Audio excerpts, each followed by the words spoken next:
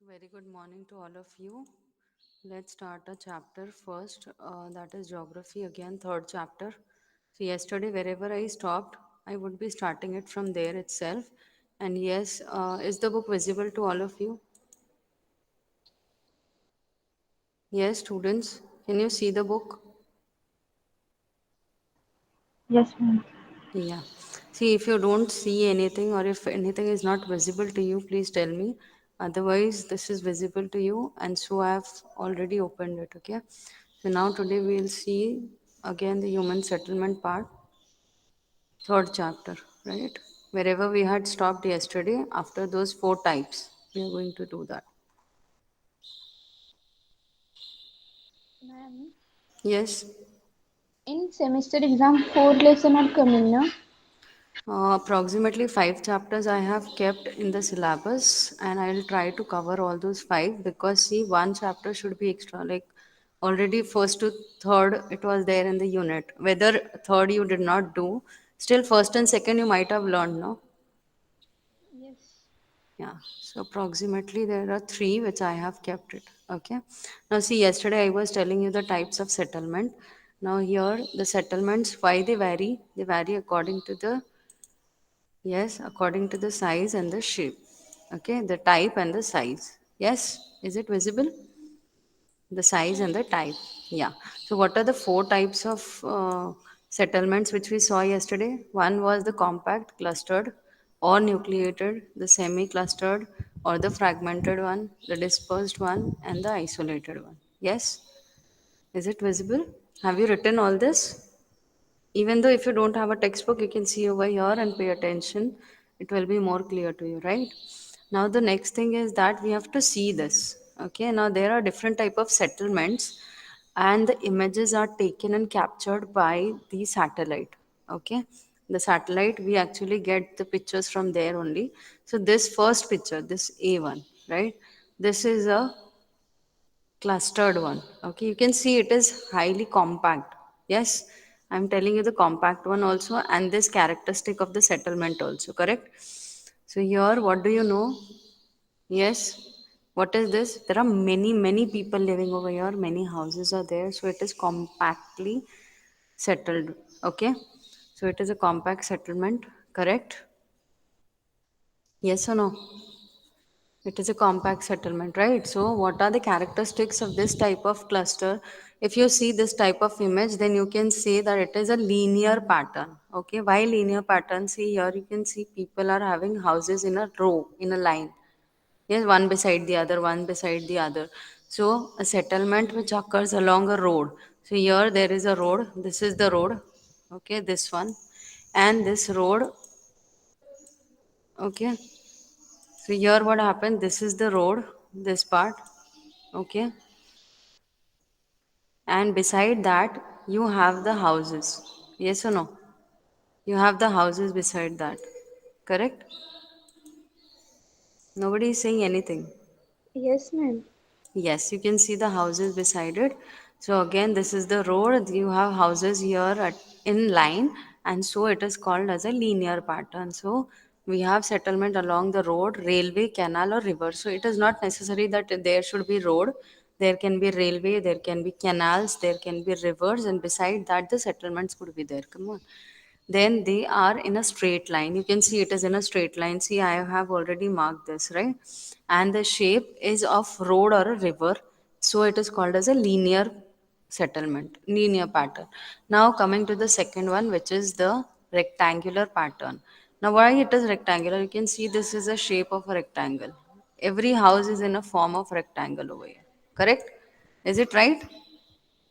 Yeah. And what happens? They are actually parallel to each other. Either they are parallel like this, okay, or else they are parallel like this. Correct? So in this way, they are parallel to each other. In any case, they are parallel to each other, right? So that is why what we have to do, this settlement, characteristic of this type of settlement, they are in a straight line. These lines are parallel to each other, and these days, the planned cities mostly they take shape of this type of settlement. Okay, this type of pattern.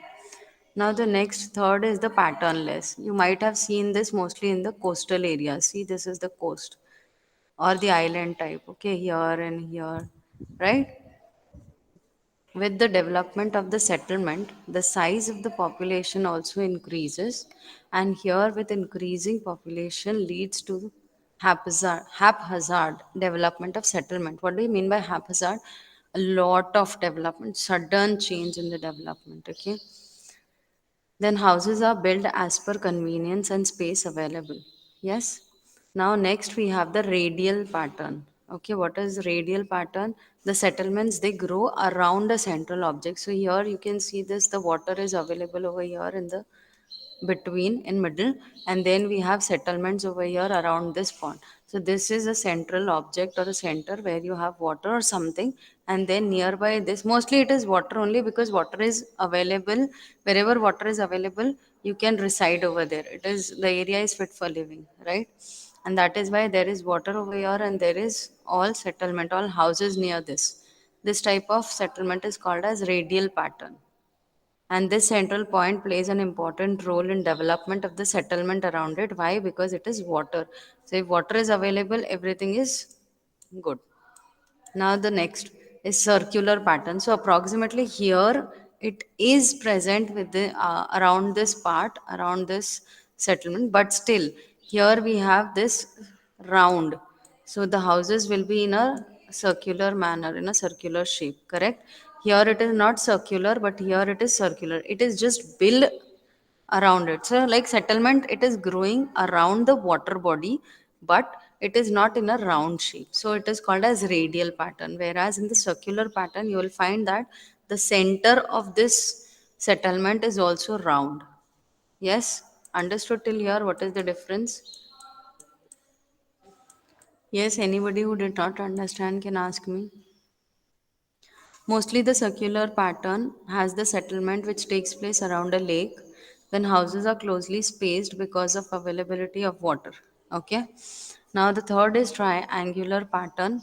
What is triangular pattern?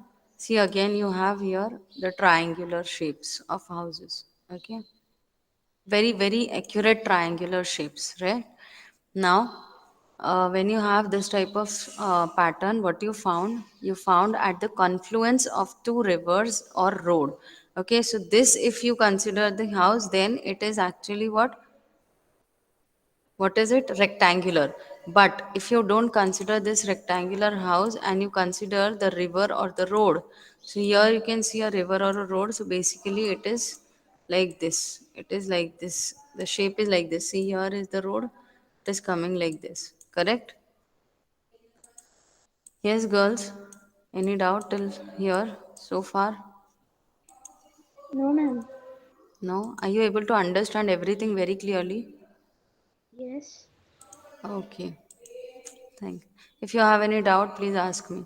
Now, the settlements can grow in all three sides due to physical or social reasons. Okay. The next is you have again a geographical explanation. Now, this was all type of rural settlement. Okay, we have two different settlements. One is the rural settlement, the other is the urban settlement. So, in the rural settlement, we have different types. That was compact or clustered or nucleated settlement, semi-clustered, dispersed, and isolated. So, from this, these are actually divided into rural and urban. Okay, now we'll go on with the urban part. Yeah. One can also divide settlements according to their functions also now. Now there are two types according to the function. One is the rural part and the other is the urban part. Okay. Now rural settlement, it generally is compact and large, and it has functions and the types also.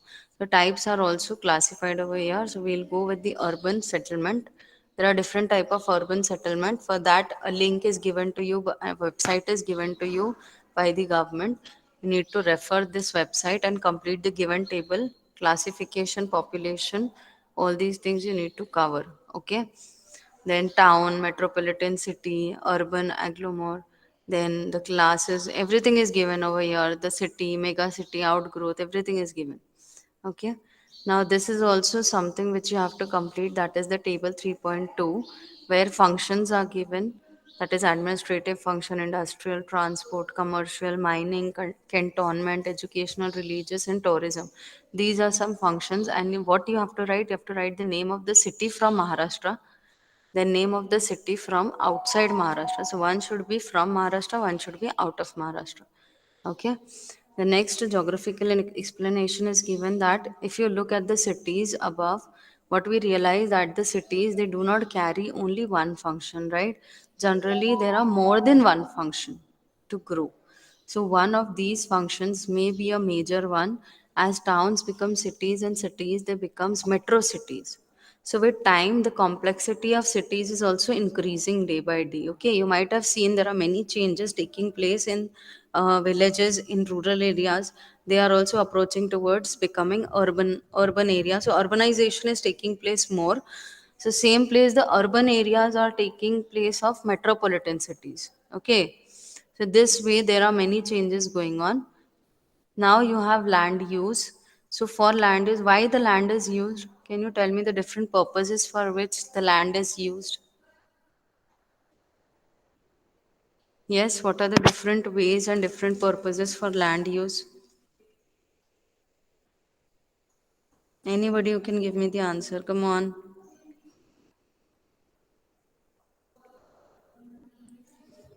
No one? Yes or no?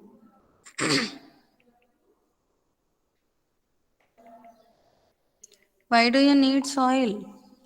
Why do you need land? For agriculture. Correct. For agriculture, for living, for livelihood. Okay, you need land for all these things. Why do you need land? For living. First of all, you need land to walk, okay, to make houses, to live, to grow crops, okay, to do agriculture. So, all these things you need land for, okay. Now, there are some geographical explanation given over here, which I told you just now. Human beings use land as a resource for economic activities, also their production, also. Then we reside, so our residence and recreation, everything needs land. Correct. Now the land use classification is given to you. Now we can see in general that in rural areas the land use, it revolves around only agriculture, because agriculture is the main occupation over there. Yes, so all the economic activities will be related to agriculture, whereas in the urban areas it revolves around the residential and other economic activities. Okay, so here it revolves around the agriculture, whereas here it will revolve around the residential and other economic activities. Now there are different things which are given to you as land record department. So forests, they are the land which is under the forest is called as forest land. Non-agricultural uses, land which is under settlement, that is rural and urban. Infrastructure is there, that is roads, canals, etc. has to be there. Then industries are also built, shops are there. These are included in this category. An expansion in the secondary and tertiary activities would lead to an increase in this category of land use. Okay. Now the next is barren land or a wasteland. Okay. I told you that day what is a barren or a wasteland? The land which is not in use. But there can be hilly terrains, there can be desert area, there can be ravines, there can be anything, but it is not in the use for living, for building houses, residential or agriculture purpose. Okay, or a grazing land, it is not for that. Understood? So such type of land is called as wasteland. Yes or no? Yes, understood, girls. Students, did you understand? Now the next type is area under permanent pastures and grazing land. What do you mean by this? The land which is actually in villages. There are some lands in agricultural places also. There are some lands where people don't grow crops, they don't grow anything. Instead of that, they keep that land preserved for pastures and grazing land. Because see, in the villages or the agricultural place, there are animals who need food. So what the government or the panchayat, village panchayat, they do, they actually fix a land. They give this land privately to somebody, which is owned by a private person. as his own land, and then that is actually kept as a grazing land for all the animals in common for the village. Okay, so in that village, how many animals are there? They all will go there for grazing. Okay, and it is a common property resource, so it is under the village panchayat, which comes under the common property resources. Correct. Now we have area under miscellaneous tree crops and groves. These are not included in net sown area. That means it is not at all included in the agricultural land where you actually sow something and grow